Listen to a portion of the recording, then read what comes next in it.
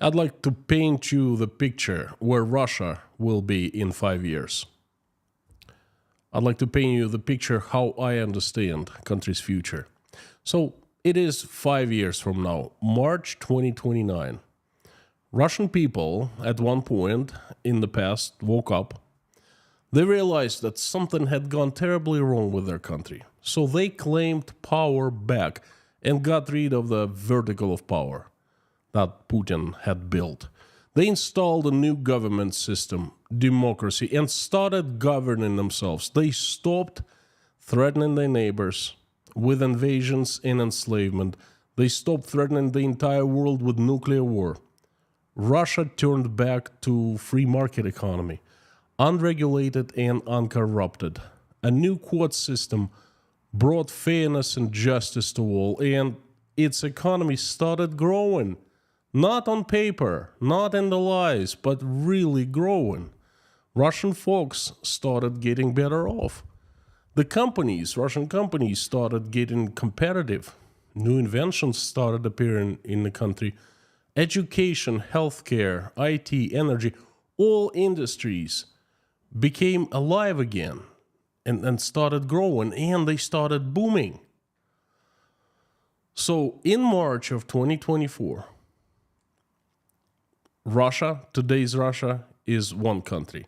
And in March of 2029, in 5 years from now, the Russians are free, peaceful, earning good living, travel a lot, happy.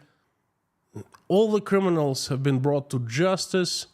The future is bright, and there is hope for better days to come. Well, dream on! Howdy, howdy, friends. My name is Konstantin, and welcome to Inside Russia, where usual Russia is explained by the unusual Russian. Here you will not find propaganda, BS, or lies. You will only find truth, common sense, and logic. And some emotions too, because I'm a human being after all. And plenty of future talk today. Today's live stream is inspired by a question I was asked here at one of the previous live streams. And this question was exactly how the stream is called. How do you see Russia in 5 years? At the same time, it's taken me such a long time to answer this question for one simple reason. Before, it was unclear where Russia was heading towards. Now, I know. I have found all the answers. You know, not one single day goes by that we at Breakfast Club, at Tashkent Breakfast Club, at breakfasts, we don't talk about Russia's future. We constantly do that. There are some people in the Tashkent Breakfast Club who still consider their future in Russia. They hope that one day everything will change for the better, of course, and they will be able to return to new shining Russia, back to their friends, businesses, back to the old good life that all of us have left behind. My picture of Russia, my picture of Russia's future is different. And it is based on my understanding of today of the country. But what's much more important than understanding today, it is based on the understanding how Russia has reached today. What were the causes? I'm an economist by trade. Economics is fairly simple. It is far from rocket science. You learn the laws that rule economy, and then you use economic policies to manipulate economy. And that's fairly straightforward. For example, you raise the key interest rate and your inflation lowers as people start saving more and spending less. Or you lower business taxes and businesses start earning more and growing and expanding and so forth. Things like that. Of course, it's much more complicated, but it's all figured out by economists. And at the bottom of it lies the law of cause and effect. The law of cause and effect is like a rule of the universe that says every event that happens is the result of a specific cause. What does it have to do with Russia? Everything. We have been seeing the causes that have been changing Russia. We have seen enough, well, at least I have seen enough to understand the effects that will take place in the future. That is why, as economist, I've been saying, hey, Russia is under a perfect storm. An economic tsunami is coming to Russia fast. I know that because I see the causes and I know what the effects will be.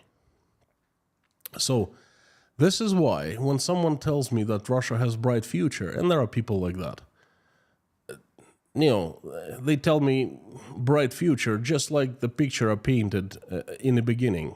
I reply with one thing only: dream on. I see the foundation that has been laid to understand Russia's future, where Russia will be in 5, 10, 15 years. You should understand the foundation, the causes, in other words. Then you will understand the effects. What is the foundation now that what has been laid now that Russia will be built upon in the future? Well, we know the foundation. We know what has happened. Out of all things that have been happening in Russia, in my mind, 3 will take long-term, profound effect. They are, number 1, redistribution of private property. Number 2, changing values. Number 3, new social contract. These 3 already shaping up country's future. Let's take a closer look now. Number 1, redistribution of private property. And that's a very dangerous thing. And it's happening. Let me give you a precedent that happened recently. A very dangerous precedent. It is so important that I will explain this case in details. A Russian company called Rolf, country's largest car dealer, it was founded in 1991 by a few friends. They loved cars, so they started fixing cars. The USSR had just fallen apart and Russia was born. A new economy was born. Markets were empty. And guess what? Foreign cars started pouring into Russia. And foreign cars needed to be maintained and fixed. So Rolf started doing exactly that. They started, fixing foreign cars. Soon, the market was so good, the good 90s, everything was great, so they started selling cars. They became a dealer, and they started signing up car manufacturing brands, foreign manufacturers. Their first brand was Mitsubishi Motors, Japanese company. Then all kinds of car manufacturers started selling their new cars through Rolf. For example, Toyota, Mercedes, Mazda, Lexus, Hyundai, Porsche, Jeep, Chrysler, Jaguar, Land Rover, Volkswagen, Kia, BMW, Nissan. Gosh, I just got tired by simply saying these brands, okay? In 2013, Rolf annual turnover was about $2.5 billion US. Forbes, yes, American magazine Forbes, placed it to number 16 among Russia's largest privately held and owned companies. It was a brilliantly run Russian company. It was a legend, an icon of Russian business. And Rolf started having troubles in 2013 after, it became number 16, I guess. Problem was very simple. Somebody wanted it. The main shareholder was approached We don't know the name of a person, but we have a pretty good idea. The main shareholder was approached and offered to sell the company for 50 cents on a dollar, meaning at half of its value, at a 50% discount. The shareholder declined, and he understood that his future in Russia was not so bright anymore, so he fled to Europe, to Austria. And in 2017, there was a raid of the company, and a bogus criminal investigation started. It was created by the Attorney General's office of Russia. The investigation was going on for quite some time, and during that investigation, Russian KGB, well, I don't know, Siloviki, they wanted to get the shareholder back from Austria. So they charged them with a crime and filed for extradition,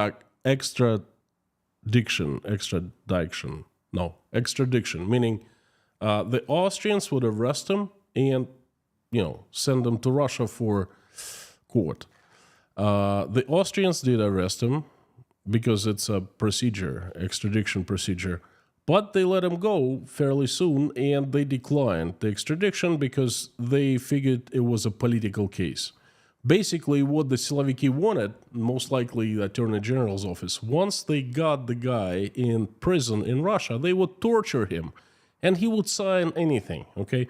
So he would sell them the company on pennies to a dollar, for pennies on dollar. So anyway, that failed, and the company was working, investigation was still going on, the accounts frozen, there was a big mess. It was going on for quite a few years, and then war in Ukraine started. And the first company that fell victim of this new paradigm of Russia was, of course, Rolf. Because somebody had wanted Rolf for a long, long time. They had plans for Rolf,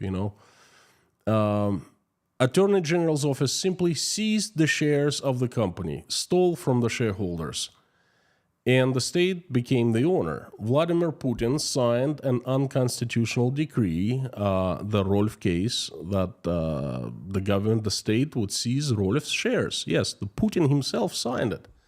Gives you an idea what's behind it, Then there was a court case. I think the General Prosecutor's Office filed another court case, another charge. And in February it was decided that all assets that Rolf had in Russia had to be, transferred to the state. So basically, the company called Rolf, a Russian icon, fantastic business, privately held, no help from government whatsoever, okay? No oligarchs involved, no raw materials, nothing that Russia extracts from earth, just plain, simple, good, old-time business, car selling. The company is no more. It's been stolen from the rightful owner. This is just the beginning. There are 770 companies, large and small, mostly large. They are in the list of attorney generals. The attorney general himself, he recently met with Vladimir Putin, and Vladimir Putin told him to ease off this practice of stealing companies, where he replied, said, well, it's been so effective. And then Vladimir Putin looked at him and said, well, there's something to it. And this something to it is a verdict that was given by the president, by the Tsar, to Russian business, okay? Rolf's case, and there are other cases right now. One metallurgical plant is being stolen. They're saying, of course, Russian government is not saying it's being stolen. They're using different lingo. They're saying the state is going to re-privatize. They go back to 1993 and they see that some government officials who signed privatization papers did not have the right to do that, or they make up these things. And based on that, event happened in 1993, they just simply take the company back. A large metallurgical plant, it's in the process right now. A large manufacturing plant, in the process right now. And it goes to the state, but then a few months later, state will lease it to a new owner to operate for 20 years or something like that. They will come up with a brilliant scheme how to redistribute this property to somebody else. It's not going to the state, it's going to somebody else. Most likely a KGB general or son or family or politician or something like that. These people can. They are allowed, they have power, they can use violence, they can use anything against Russian people, Russian businessmen, and they're just getting started using it. That shows you that independent fair justice system, where a businessman can defend her property, rights, it's over, it's no more. Court system is totally under the control of siloviki, this government agencies that can use violence against Russian people. In particular, Attorney General's office. That is the agency responsible for, redistributing. I call it stealing properties from rightful owners, and bringing it first to the state and then to somebody else. The court decisions are made that are demanded by Attorney General office. They're not independent, Anyone who does business in Russia or plans on doing business in Russia understands that his property is not safe anymore, and he or she won't be able to defend rights in Russian court. I think those Western businesses that are still in Russia, working and operating in Russia, such as German Knauf, French Leroy Merlin, and Auchan, they understand this new situation and they are ready for anything. Sooner or later, these businesses, these properties will be stolen from their shareholders, unless they are tied with Russian government somehow. That's a different story. They have protection, immunity. Okay, so that was the first profound change that is shaping up Russia's future. Change number 2 is values. And I made an entire stream about Russian values, but you see, I made it a long time ago, about a year ago. Things have changed since then. And the values have changed or are changing. And the biggest change is... Now, I don't even know how to approach it. I'm going to give you the biggest values that I see changed and their foundation of any society. So the number 1 is peace. In Russia, peace had always been, the foundation. All we need is peace. We don't want any wars. We if somebody attacks us, we'll defend. But no, we don't want wars. We're peaceful people. We want to live, work, pay taxes, raise our families, raise our children, have families, and that's it. And that pretty much was the idea on both sides, on the side of Russian people and on the side of the government. Now this value has completely changed. It's been replaced by a completely opposite value, and it is called war.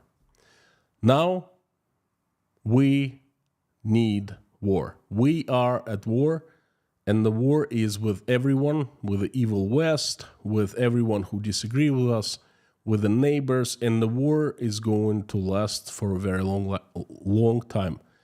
It was going to be a constant, total war. Value number 2 is human life. Human life was important in Russia. It was cherished, not as much as in other countries, but still, it was cherished. Now, the price of human life in Russia equals 0. I don't even know where to start. 0. How many Ukrainians were killed in the war? How many Russians were killed? No one cares in Russia, except for me, I think. I'm the only one who keeps on asking this question. How many, at least tell us how many Russians were killed. Silence.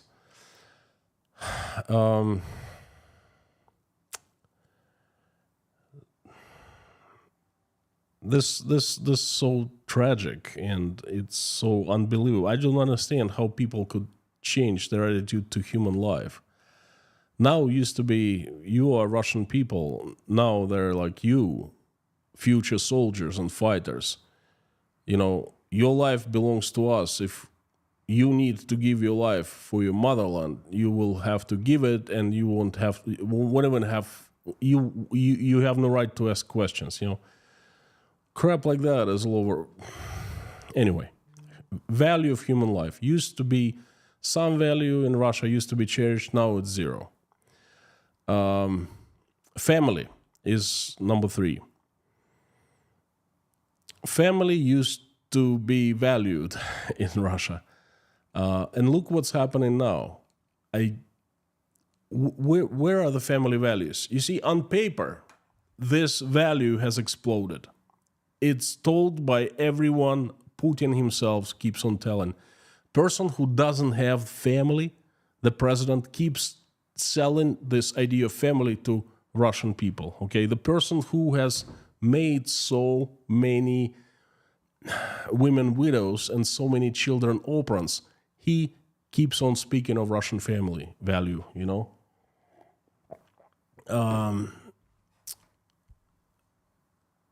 Family used to be people. Now family is just have kids, so they grow up and we will have more cannon fodder. And this value completely changed. And there were so many taboos and other values in Russia. For example, calling for violence, calling for murders, calling for extremism, discrimination of other nationalities, putting Russia above others, etc. It's always was taboo in Russia. It was considered bad. It was considered crazy. Mad dogs would do that. Now, look what's happening in Russia. All these things, they have just reversed. Now, calls for violence everywhere. Kill more Ukrainians. Extremism. How bombing and erasing cities in Ukraine, what is this? It's not extremism. Other nationalities, Russian world, you know, is the only true value, and it's going to be above everything else, and we are to cede Russian world everywhere. What kind of crap is that? It's completely different, opposite from what it used to be. Many Russians now are proud of what they're doing in Ukraine. They're threatening the entire world with nuclear war. Весь мир в труху. That's what they're saying. The entire world, no more. No empathy to Ukrainians who were killed. Heck, again, no empathy to themselves, to those Russians who were killed. Again, no one seems to ask this question. No one, except for me. No one cares. And I underline, this is not just propaganda screaming. Propaganda screaming was 2 years ago. Now, Russian people have changed. And their values inside have changed. And propaganda, of course, has a great deal to do with it. But the change was done inside people. The most profound, the most horrible change, okay? It's a disease, and it's been spread. Inside of them is one of the foundations of Russia's future. I call this number 2, the value, one of the things that is going to be influencing Russian future. And number 3, new social contract. Russia had a social contract before between the government and the people. The social contract was partially informal and partially formal. Informal, the formal was the laws, the federal laws, and the Constitution. Now, the social contract has changed. The old one was, you, Russian people, have right, confirmed and backed by the laws, to live in Russia, to work, to have families, to raise children, and you have some obligations. Biggest one is you have to pay taxes. Us, the state, we provide good life for you. We build infrastructure for you, schools, hospitals, roads. We educate you. We create the Ministry of Education and this educational system. We treat you through our system of healthcare. We provide safety through the federal police, and we pay you pensions when you grow old. You are happy, then we are happy, and vice versa. But that was the old contract. Then the new social contract is a bit different. You Russian people live in Russia, and you cannot leave any longer. You work making the state stronger, not making you richer, making the state stronger. You have families and raise as many children as you can, that we will take your children and send them to the front lines of the future. You pay taxes, and we use your taxes for war. You take and use your money for any reason we find suitable. You have no say. You now belong to the state, and we have our rights for you. If you disagree with that, we use violence to silence and prosecute you. And this is a new social contract in Russia.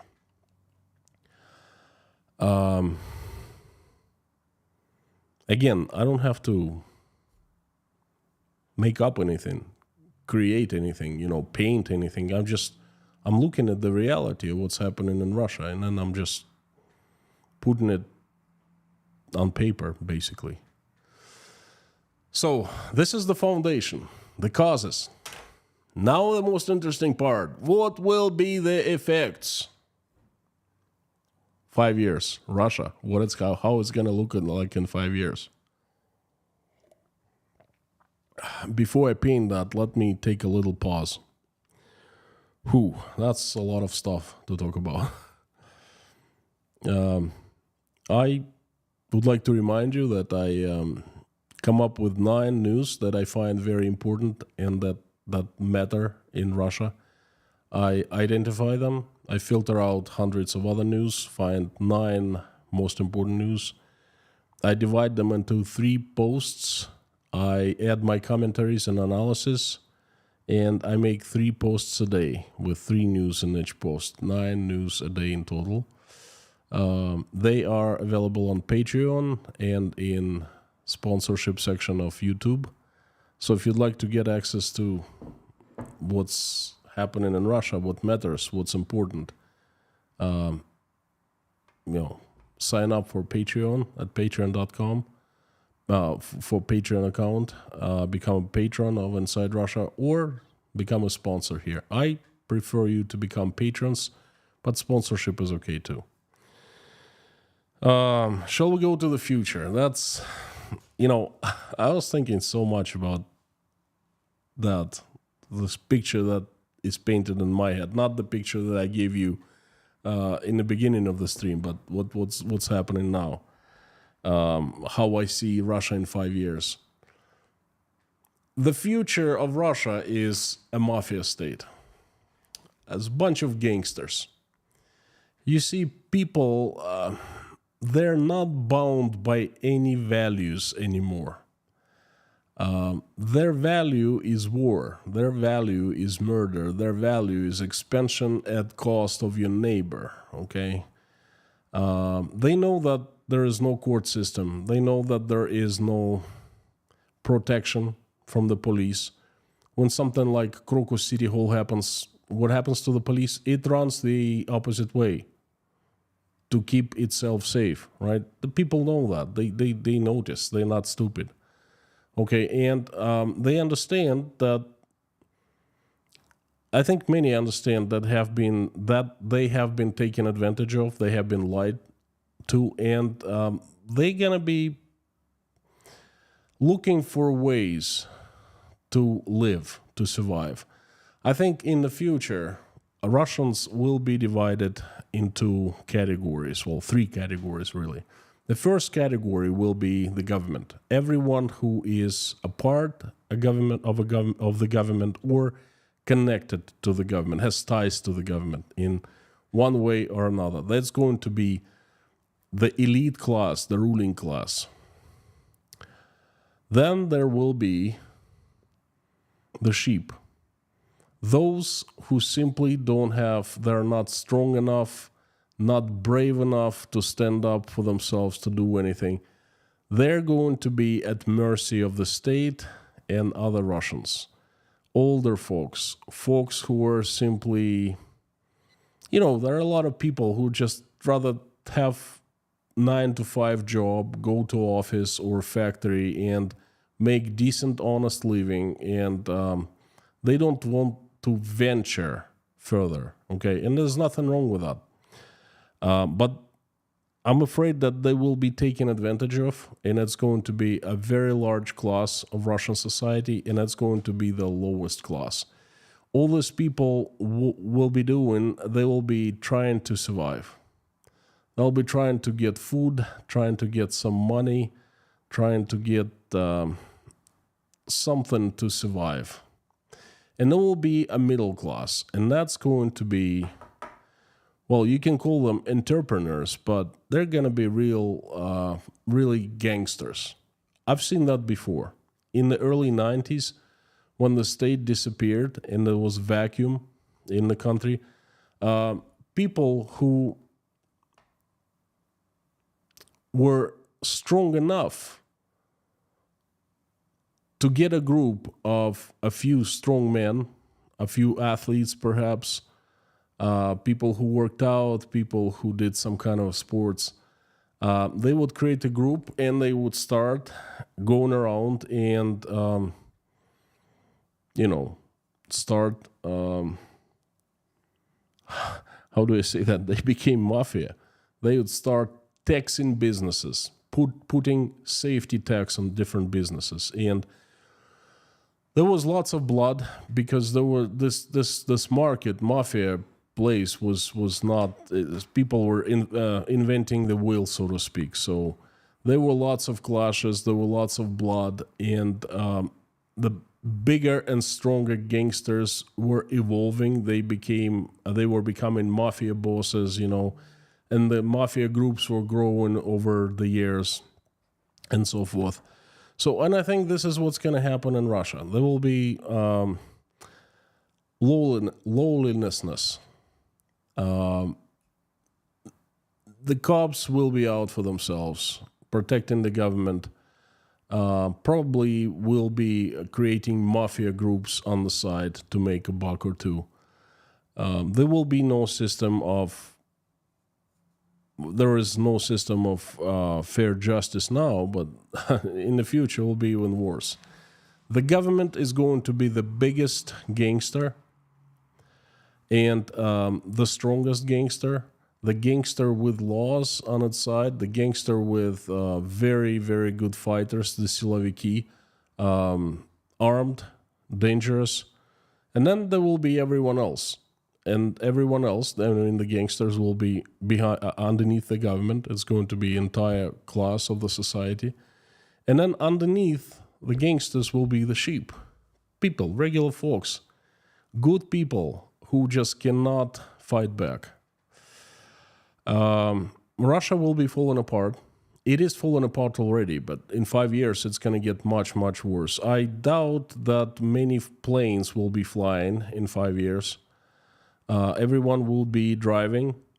There will be plenty of Chinese cars, and everyone will be taking trains if they are to get to places faster.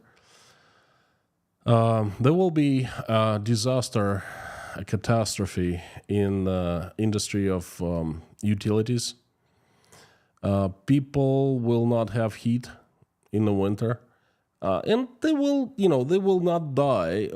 Some probably will die, but most will survive. They will get some coal, they will be using portable stoves or something like that to warm themselves up, but that's not going to be good living. We've seen that happen. We've seen that. Exactly this was happening in Georgia in early 90s. If any Georgians watching this, You must remember what you went through. Horrible time. When I visited Georgia for the first time in 2014, I saw apartment blocks with some holes in them that people were making for stoves. They would install stove inside apartment because there was no heat, and then they would heat up using stove, wooden stove or something like that. That's what is awaiting Russia. I'm pretty sure of that. Poverty is going to be absolutely tremendous.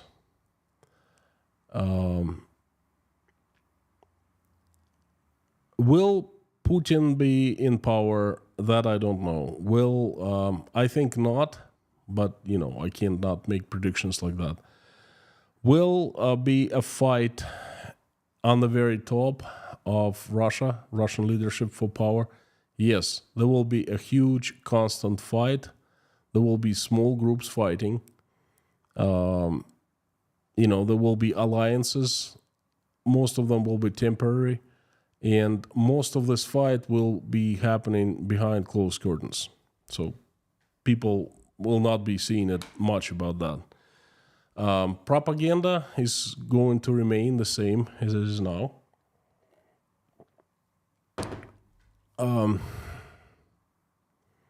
Russia will be isolated, but the isolation will not come. Perhaps some of the isolation will come from inside Russia, so it's going to be isolated on the inside, at least for men who could be mobilized and drafted. But it will not be Russia's biggest problem. The biggest isolation will be on the outside, because I think that the entire world will understand what Russia will have become, and what they're going to do, they're going to isolate. It was isolated in the early 90s. You know how difficult it was to get a visa to a different country? Russians could not travel without visas anywhere, okay? Anywhere you went, you had to have a visa. Now is a completely different story.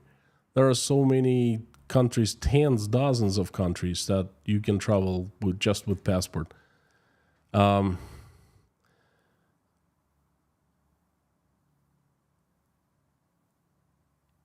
before the war, it was very easy to get visaed anywhere, pretty much. I used to get a Schengen visa once a year, 1-year visa, and I would just give my passport to my secretary, and that said she'd bring me passport back with a visa a week later. So the last time I received a visa was 5-year Schengen visa, French visa, in 2017. Unfortunately,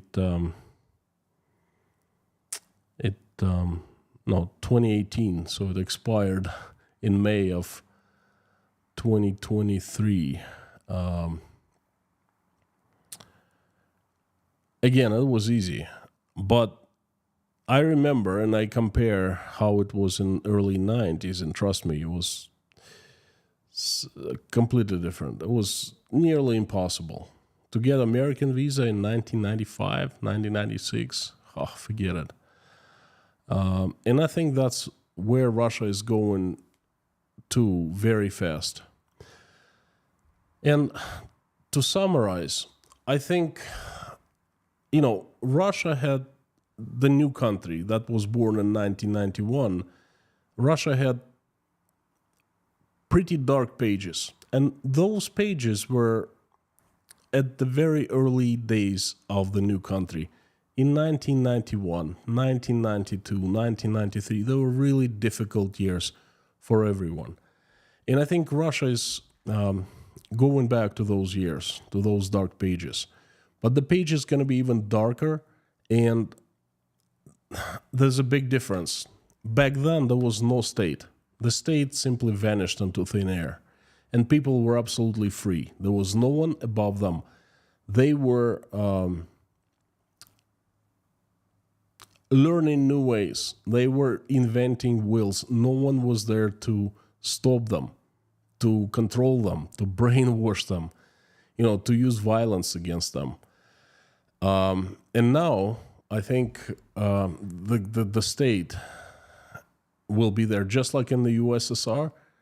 So it's going to be the 90s, early 90s, but with the Soviet state at the helm of the country. And let me tell you, it's a pretty harsh combination. So this is my picture for Russia, how I see Russia in 5 years. It's very dark.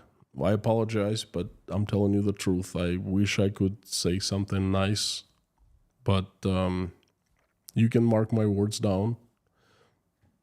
Hopefully we'll come back in 5 years. Everyone's going to be alive and well, and we will see what will be going on. But the future is not that bright for my homeland. Very sad, very tragic. Well, we'll see what happens soon. Thank you so very much for giving me a chance, for listening to my message. Let me know what you think. I think this is a very... let's put it this way. Many people have different opinions from mine.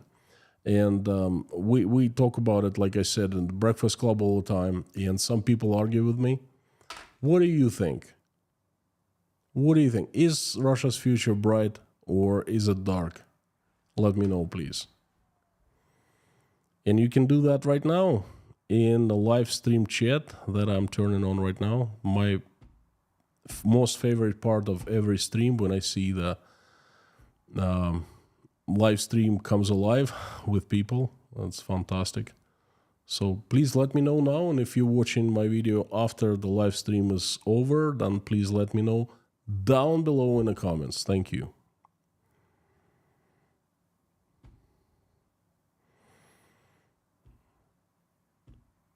And if you're here for the first time, I'd like to remind you that, well, tell you that this community inside Russia YouTube channel has the best moderation team in the world. Fantastic friends and the best mods ever. Lorna, Mami K, Bob S, Harry Potnin, Amir, and Dirk. Friends, thank you for coming and watching my back. Thank you, thank you, thank you. And the usual suspects. You're like friends now, not even suspects.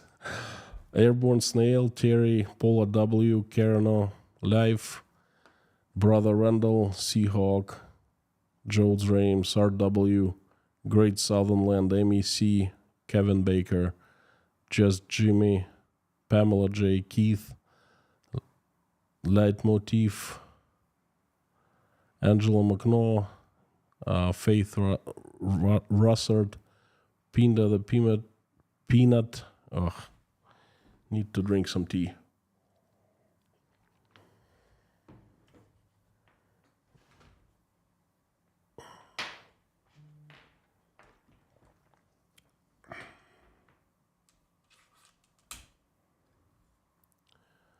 Oops.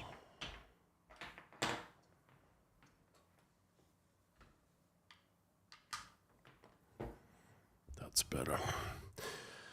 Anyway, friends, thank you for coming. Howdy, howdy. And let's talk about it. What a fantastic time. If you want me to notice your message easier, please put it in all caps or put Inside Russia after @ so it's highlighted in orange and I see it easily, just like Harry Potter did. Thank you, Harry. Keith, thank you. Howdy, Leitmotif. For me, I usually read the messages that are all caps or highlighted. And of course, I acknowledge all super chats. Sam K, the legend, howdy.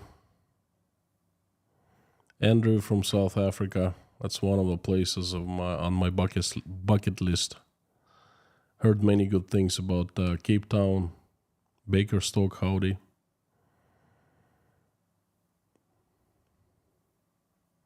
Mr. Kaliskin from the Windy City. And RW has been the sponsor for 2 years. 2 years in the blink of an eye. It's been great. Thank you, friend. Thank you for online and offline support. Thank you so very much.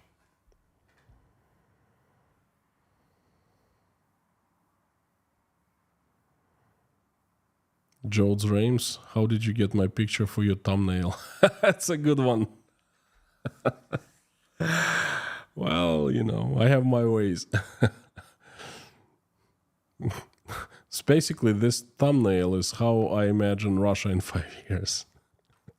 I was thinking about it and I saw the guy in the picture. I was like, well, this is it. This is it.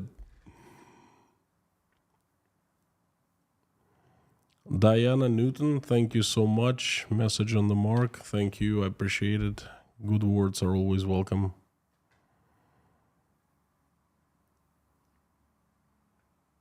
Pulse from Estonia. Howdy, friend. I think Russia's future is not looking good. Too good. Makes two of us. Thanks for coming. Anonymous. Howdy, howdy. Good.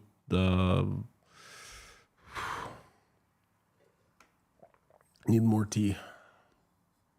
Oh, it's really difficult when there's so much information. I research for hours and hours before the stream.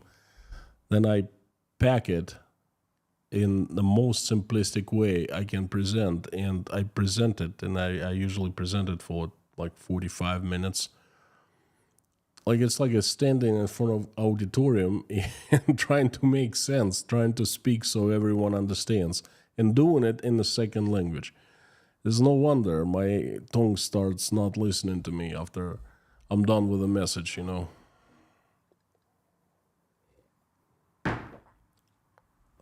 My gosh, RW, thank you so much. 50 people. You just gifted sponsorship to 50 people. Thank you, friend. Really, really appreciate it. Thank you. And I think 50 people will appreciate too. New members, courtesy of RW, please tune in to sponsorship section and check out the daily news. 3 posts every day, 3 news in every post, 9 news in total. So far, the feedback has been good, and I think you will like it. And RW, thank you 50 times. Thank you. Daniel McInnes from Canada, thank you so much. How do I... My email address, the one that I receive all incoming mail to, is in the About section of the YouTube channel. You have a few menus there as you enter the page, and I think the most right one says About. And you know what? They might have changed that. They might have changed it. There's a little icon on top. Underneath, inside Russia, says show channel or something like that, and my email address is there. So please drop me a line. I'd be delighted to hear from you. Mac from Switzerland, thank you. After Putin defenestration, the next leader claims that Putin was the bad guy. That 100%. And not everything will change. If Russia is lucky, it will also get a real revolution, civil war, and liberation struggles of the republics. Now, very interesting message. Thank you. I absolutely fully agree with you that the next leader will claim that Putin was the bad guy and it's all his fault. The next leader might come as far as showing real figures of how many people were killed in Ukraine, of showing the real figures of the economy, to say, you see how low Russia has fallen, and that's because of you, that's because of him. He brought us to our knees. Okay, that's exactly what happened to Stalin. Stalin was an icon, okay? He was the cult leader of Russia, and then just a couple of years after he died or was killed, Stalin was, his name was annihilated, So very same thing will happen to Vladimir Putin. If Russia is lucky, it'll also get real revolution. And this is why it's actually part of the stream today, part of my message. How? Who's going to do the revolution? These people who want to kill more Ukrainians, do you think they're going to do the revolution? Those who have left, those who disagree, a lot of us left the country. A lot of us all over the world. I mean, we're still here. We're still alive. We're still standing strong, but we're not in Russia. Just don't see anyone with values enough to make a revolution. Civil war is possible, but it's not. It's completely different. Civil war is the gangsters will be fighting gangsters, big and small. Usually, most likely, big ones will be fighting each other for resources. For example, the province of Rostov or a province of Krasnodar. There will be a big gang, a private army, or you can call it whatever, and they will claim that they're property. And then, of course, others will come and try to get it from them, and then there will be fight. And that's what I think the civil war in Russia will be about, for the resources, for the money, for the land, and that's it. Not for freedom.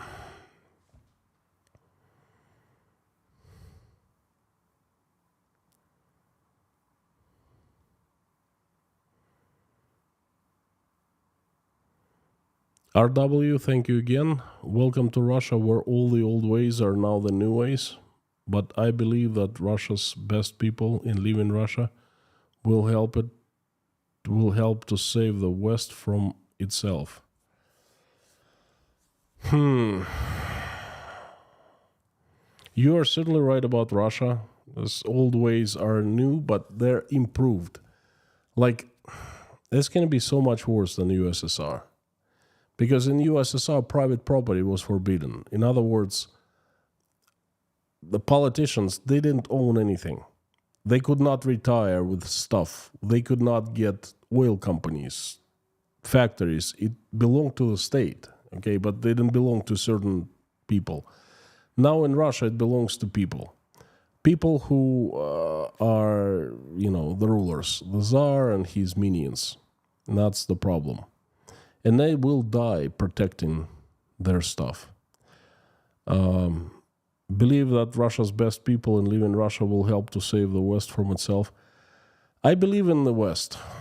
I believe that, I believe in you folks. I do these streams every single day because I want you to know what's happening in Russia. I want you to learn from our mistakes, not to make your own. And I believe in you because you have built something incredible. Okay, your countries with democracies are absolutely fantastic. All people from all over the world, they want to come and live alongside you. Not because they like you so much, but because you build systems, you build societies that are so attractive.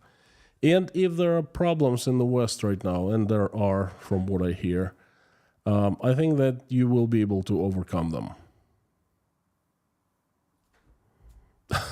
No more, no less.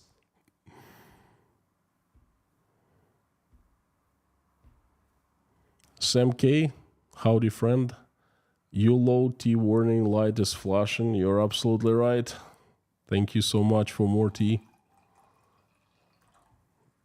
How about this sound? I love it.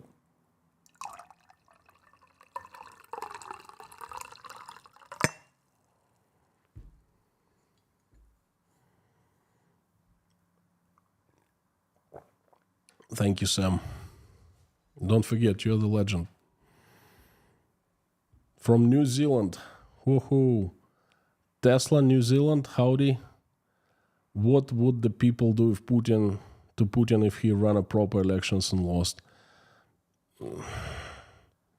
His friends would take care of him immediately. And they would blame everything. They would start blaming on him. You see, he has no way out. He needs to go forward because if he stops, he cannot retire. He cannot say, oh, I'd like to, this is it, enough for me. I throw in the towel. Because he will have to answer questions to his friends, to those who he oppressed on the way, and to Russian people. So it's just no way he can even have a slightest chance to... Why Russia does not have free elections? Because Putin doesn't want to lose. He knows if he lost abroad Russia, okay? All of us, we voted against Putin. If our votes were counted and that's it, he would not be the president, okay? People inside Russia voted for him, many people, and of course, many millions or perhaps tens of millions of votes were faked. But he cannot afford even the slightest chance of losing, okay? This is life at stake. That's why he would never allow free elections, because even if there's a small chance for him to lose, then that's it. Good question, though. From Canada, William, the atheist #1, howdy friend.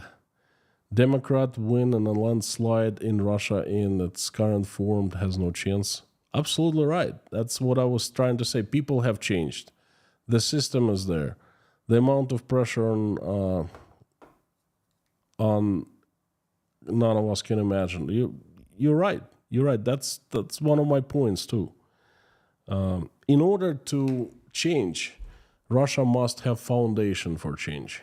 Okay, and the foundation is, if Russian people had something inside of them that would be making them feeling uncomfortable about, waging a war in Ukraine, at least something as little as that, there would be chance. But I talk to them every single day, and I don't see that.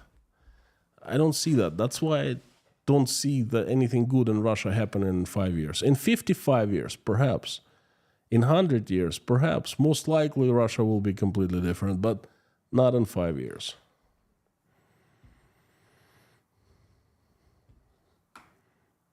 Anarchy. Whoa, welcome back. Good to see you. Look, I think you were one of the first Patreon subscribers, patrons of Inside Russia.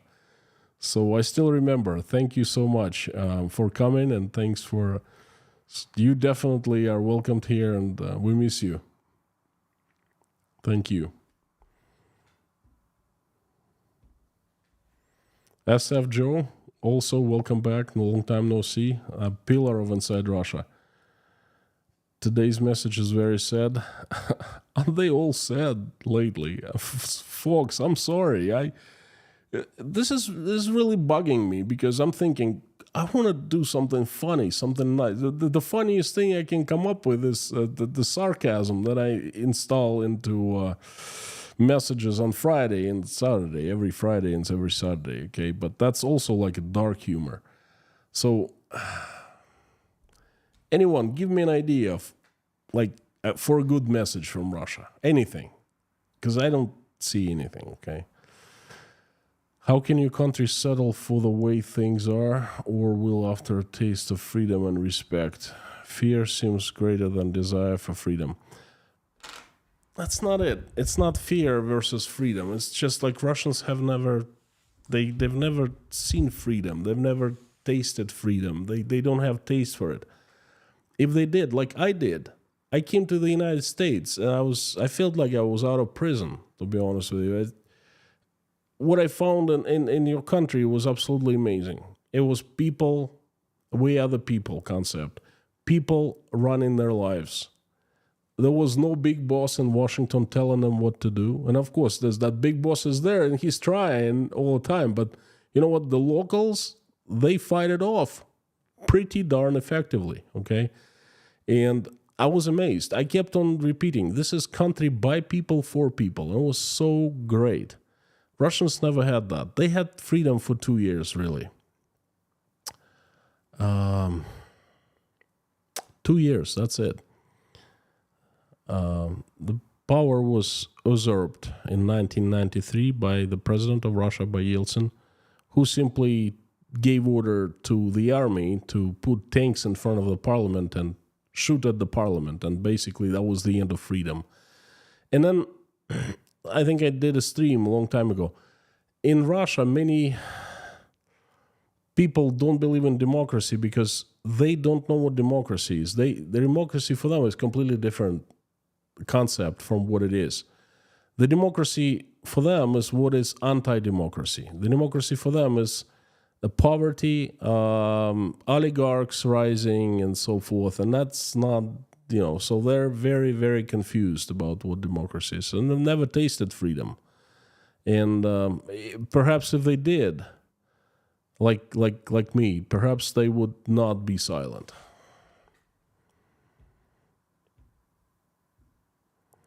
Daniel, thank you so much. See my last super chat, cryptic.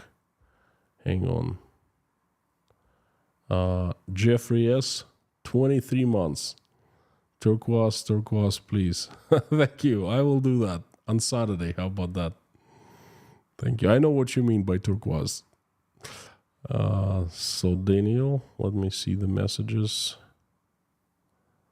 Acoustic Wolf, howdy friend, long time no see as well. I've always been curious when you had to kick that one guy out of the Breakfast Club loudly in front of everyone.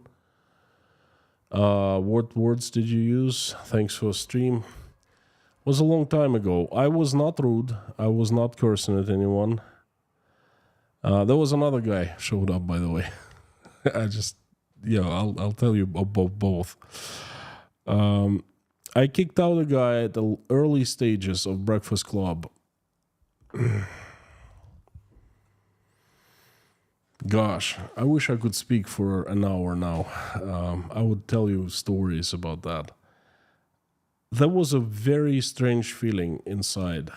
I was disturbed. Imagine your country, your life has been shut. Like the door has been shut right behind you, and you're like left in the room full of darkness, and you don't know what to do. Well, I've talked about that many times, but I was trying to do something. I was trying to help others. I was bringing people in, and the idea started catching like fire. I had 10, 15 people every morning showing up. And they're like, hey, we heard about you from a friend of a friend, and then we were just passing by. Someone told us that the Russians get together and things like that. And of course, there were many different people. So there was a guy, I think he was a driver of an ambulance from Moscow. His wife was originally from Uzbekistan. That's why he fled. And then, of course, I made everyone introduce themselves, tell them who they are, why they left. And he said, well, I support Russia.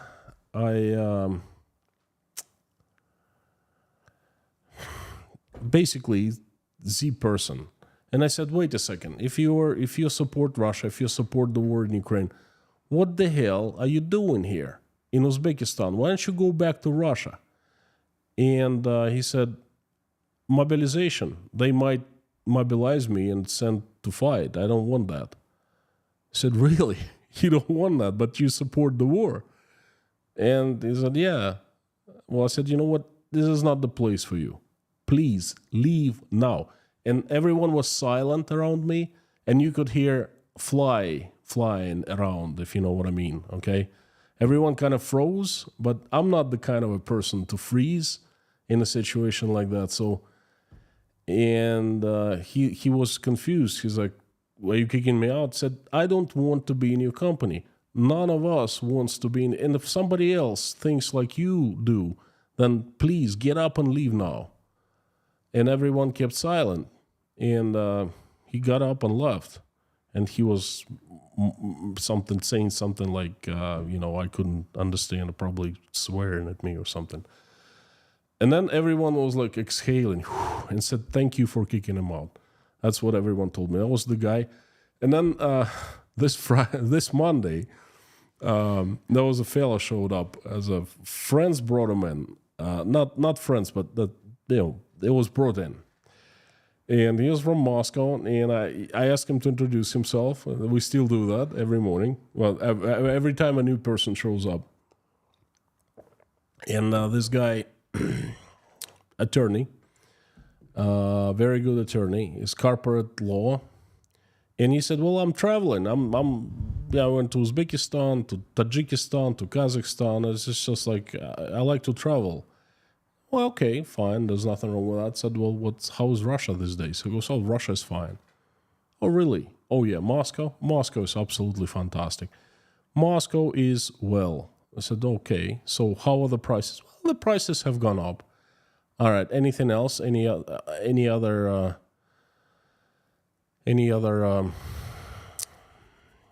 whatchamacallit, any other differences?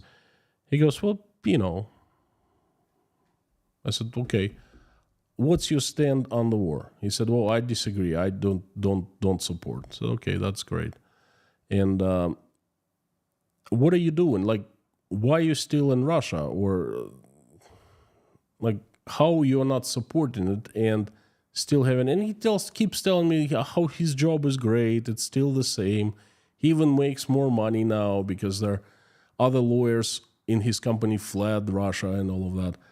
And I tell them, like, what about, so if Moscow is so great, if Russia is so great, then what about, Russian troops in Ukraine killing Ukrainians? What do you think about that? The guy, he got physically very, very uncomfortable. He started shivering like this, He's like, well, he said, I'm a small guy. Nothing depends on me. I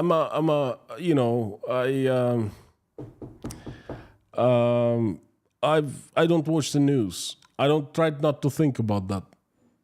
I've been there, done that. I've seen people like that. Okay, they live in their own bubbles. I said, okay, I understand. And I do understand where he's coming from. Is this the person I want to see ever again? No. The person I talked much, I didn't kick him out because he was just passing through. He's gone, and that's good. But was the second person who I confronted. And I was just, gosh, out of 1,000 people, we have 1,000+ people on the Breakfast Club right now. We've had one who supported the war, and one with he didn't support the war. Okay, I would have kicked him out if he supported. Okay, but he was so fishy about I'm a small person. There's not much I can do, and all of that. And I made him even more uncomfortable. I said, you know what? All of us here, we do something. He goes, what do you do? I said, well, things like, told him a couple things. And I said, well, we can. We believe that we're not small people. We believe that we can do something. And, but okay. And that was the end of it. He left, and I don't think he will return to have breakfast with us.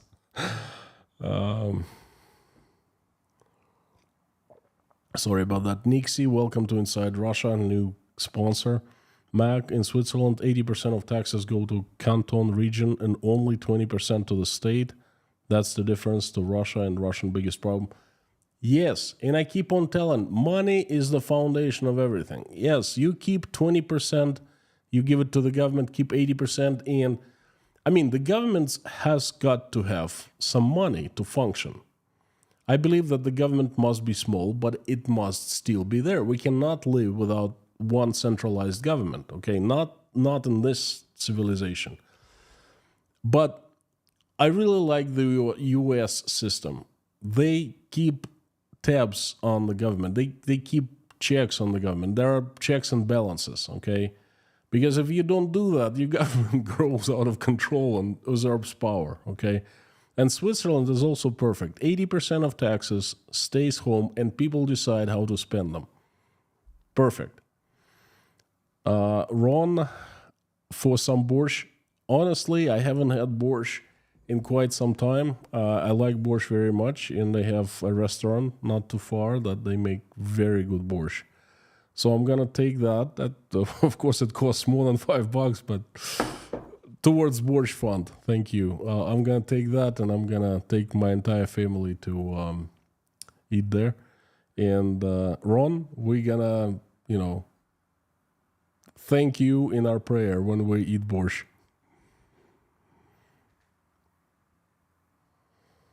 So now Daniel McInnes, you see my last super chat cryptic.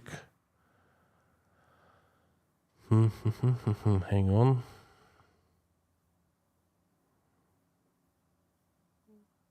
Daniel McInnes Shaw, California. CA. Oh, Canada.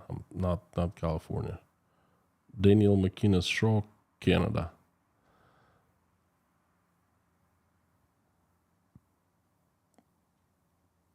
Okay. Vladimir, thank you so much. Indeed. Thank you.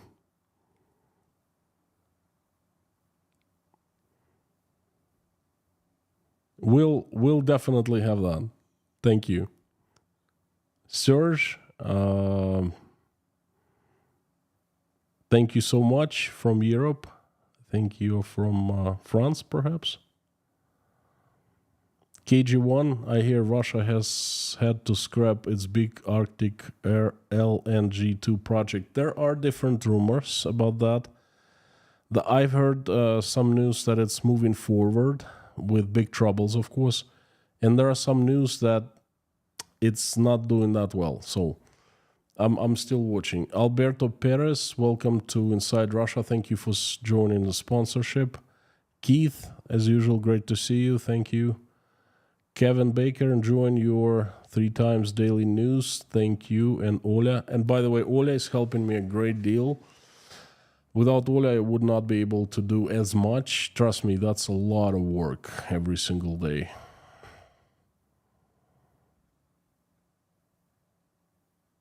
Autistic Wolf.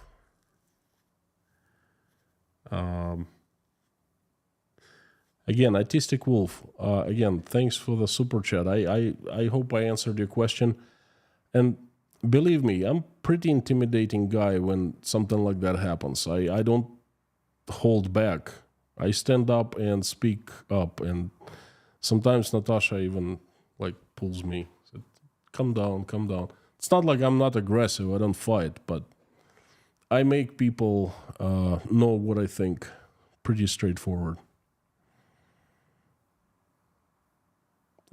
But you know what? A lot of people like that. And a lot of people thanked me in the Breakfast Club. Well,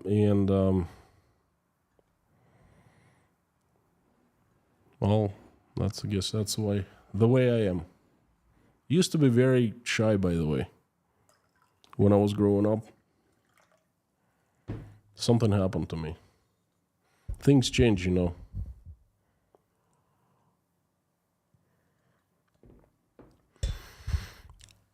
Aquatic Borealis, is there a significant number of Ukrainians in Russia and can they influence Russians on how to resist?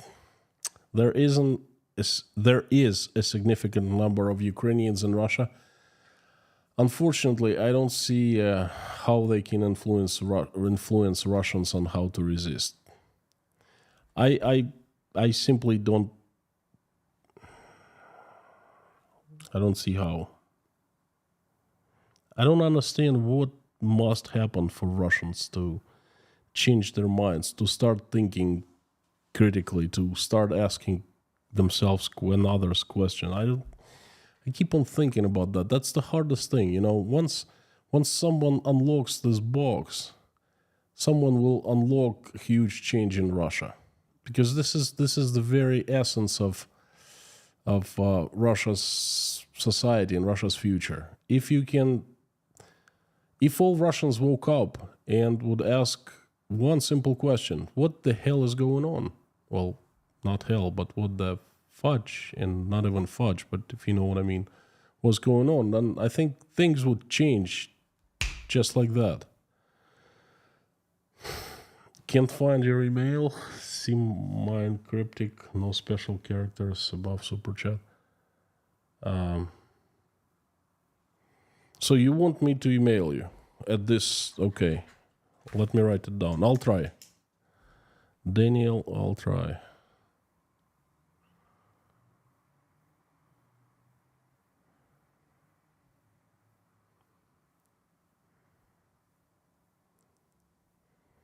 Daniel, let me write it down. Yes.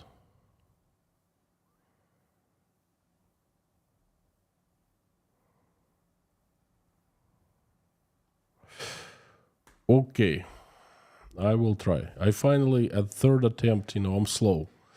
I'm sorry. The third attempt, I got it. Erratic, erratic attempts. Welcome to Inside Russia. Thank you for joining the sponsorship, Galaxy Rider. Thank you, friend. Long time no see. 22 months you've been supporting. Hope no one was hurt in Rostov.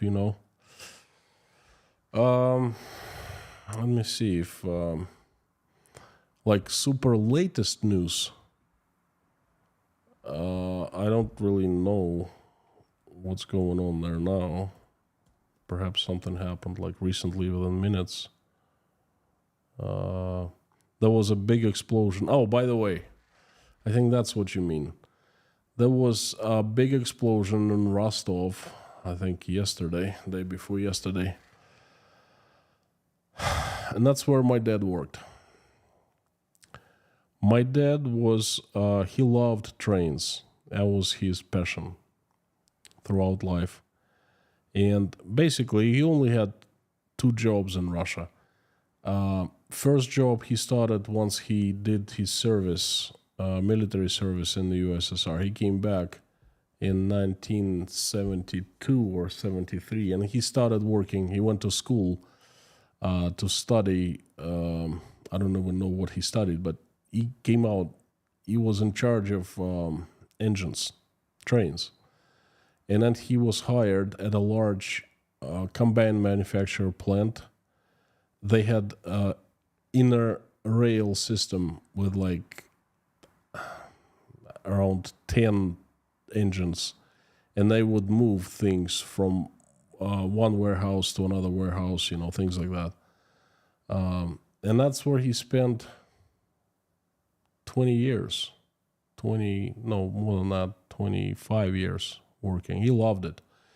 He started small, but then he grew. He was in charge of, I think, all engines there. And then he was doing scheduling, he was doing personnel work, he was just everything. And then he left for Prague, for Czech Republic. He became a caretaker for a church and a minister there. He came back and he got a job driving train, again, in Rostov, in like a small river port with warehouses for wheat. A large company that grows wheat bought the port, and then they were exporting in large quantities. And my dad was, I don't even know what they were doing there, but they had like 3 or 4 engines, and they would move cars full of wheat from one elevator. How's it called? Elevator. Anyway, the storage is for wheat. And my dad passed away in 2021. And his company was bombed yesterday. There was a huge fire. There was most likely a drone flew and hit a storage facility. And there was a huge fire. I'm not sure how bad the fire destroyed everything, but it was a pretty big one. So other than that, Rostov is safe. I met a person from Rostov recently, and I asked her how things are. She goes, they shoot down missiles and drones every single day about Rostov now. Oh my God! Something they definitely don't say in the news. So, Galaxy Rider again, thank you so much. No one was hurt. VJ John, sponsor for 3 months. Thank you, friend. All right, I think we're getting close to the end here. Anyone signaling me anything? Craig Hughes, 2-party politics has major faults. You either for or against, no middle ground. Well, Craig, yes, but look, in the past, when I lived in the USA, there was never a problem, really, because important decisions, Americans came together and two parties voted bipartisan, okay? And that was like a common thing back then.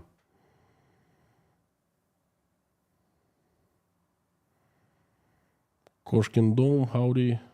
Hal Porter, thank you so much. Dave Strains.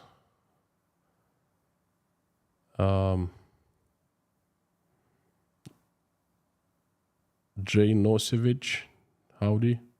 I hope I pronounce it right. Thank you, Mike. Yeah, I appreciate if you like it very much. Veronica, I am with you on that.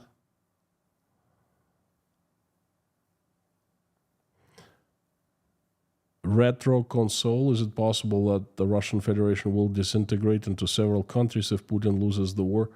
Yes, it's possible, and it's actually probable.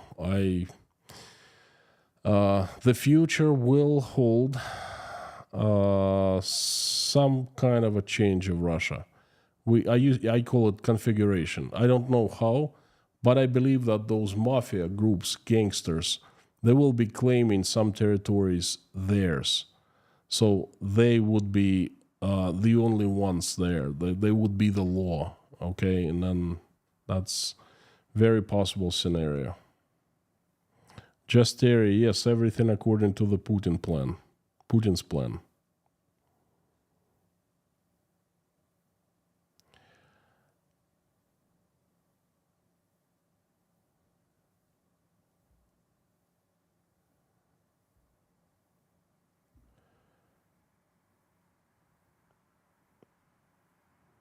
Russia have been mafia state since late 90s. I can never understand why anyone made a remake of the Italian Job. Should have been the Russian Job. Well, Jay Adams, you are right. I would say it became mafia state in the in 2000. Okay, with someone becoming the president of Russia. Before that, it was a country struggling. It has plenty of mafia in it, but it was not mafia state. It became mafia state in 2000.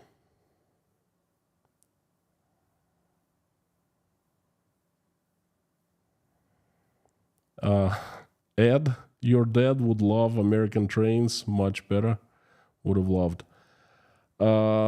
Actually, he showed me pictures. We talked about trains. He loved American Trains, but he never saw any. But he saw the pictures, and he loved steam engines and all of that.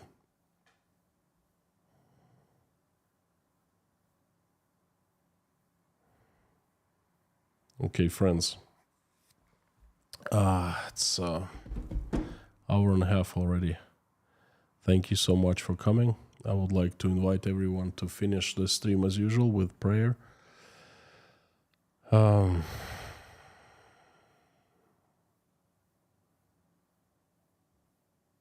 do it.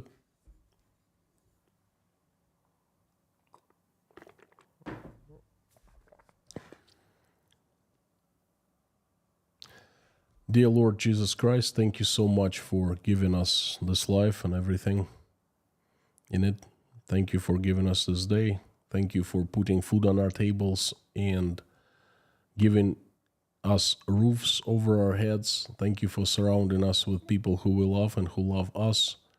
Please give us wisdom to keep the skies above our children's heads safe and peaceful, and raise our children in a way that when they grow and become adults, they will never fight each other but love each other and make this world a better place. For now, please keep our children safe and healthy, because they are our world and our life.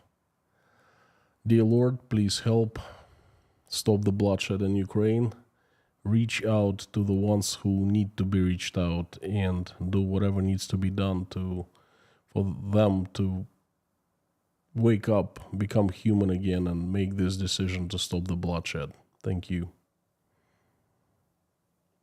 Please help every single Ukrainian who has been affected by this terrible tragedy. Answer their prayers and make their wishes come true. Please help my country. Assemble your army of the strongest angels with sharpest swords, led by Saint Michael, and send them to this earth to get rid of the demons who we know by their faces and by their names who have hijacked my country. Send them where they belong. Send them to hell, please.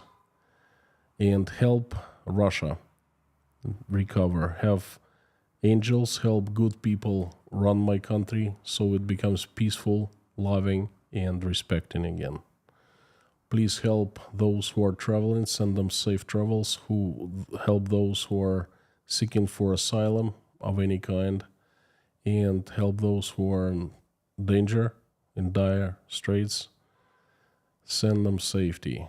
Please bless everyone who is helping Ukrainians now.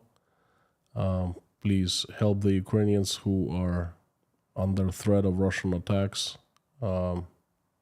Send them safety, and send them angels, please, who would avert the missiles and bombs.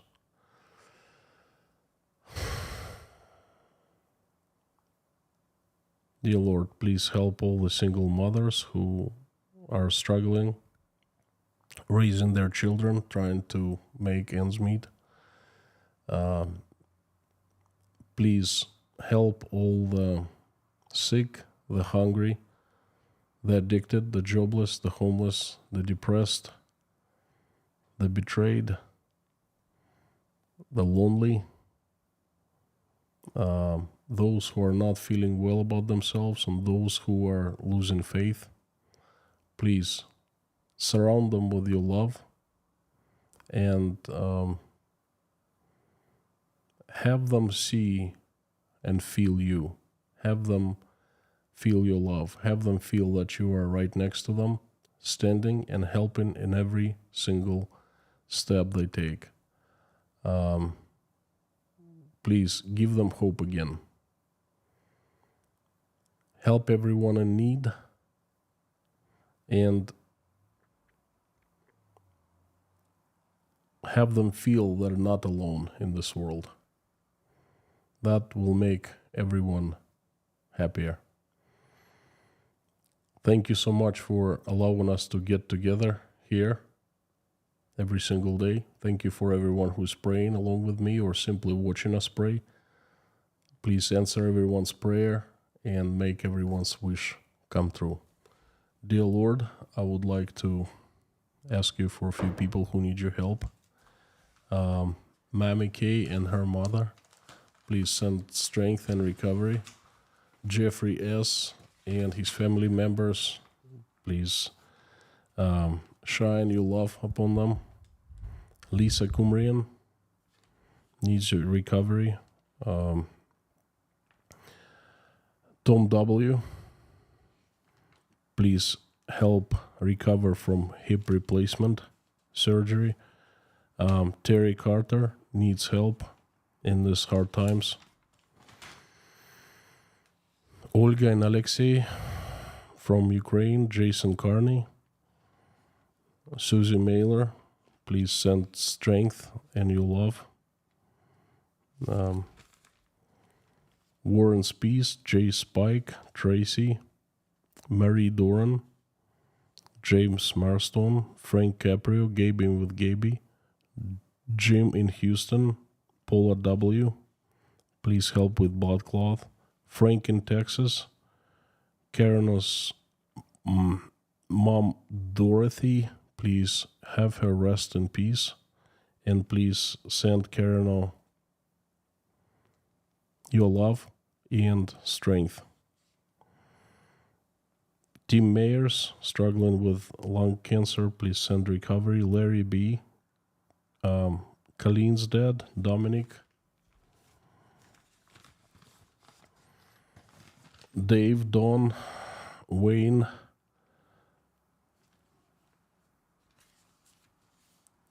Electron's family, Kurt from Colorado, Bogey Burger, two sons, Deborah, Terry Carter, former in-laws, Dory, Ann Larson's daughter Hannah, Kyle E.'s wife, Rhonda McGillis, Morgan L., Natasha, Yelena, Jake, Michael, Oля, Dasha, Sky, Svetlana, Randolph, Grace Philosophy, Grace, Julia Haney, Liz Dumbrell, Darla, White Lightning, George Ruberty, Life, Stefan from Sweden, Pamela J, Meta Spencer, Terry, John Lee McMahon, Alvin, his family, David Porter and everyone in Chernovtsi, Ukraine, Mr. Dean Spooner and his church, EMS paramedic Liz,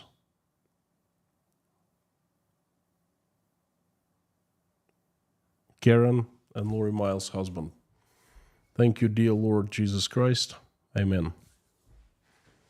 Thank you, friends. Thank you for coming. Thanks for giving me a chance to deliver my message. I would like to remind you that you are absolutely awesome and you rock. And tomorrow, please tune in to Friday Crazy Friday Russian news update. So many crazy news. I don't even know which ones to tell you about. Anyway, you are awesome and you rock. And please, as usual, at the end, say along with me as loud as you can the following. Carthago delenda est.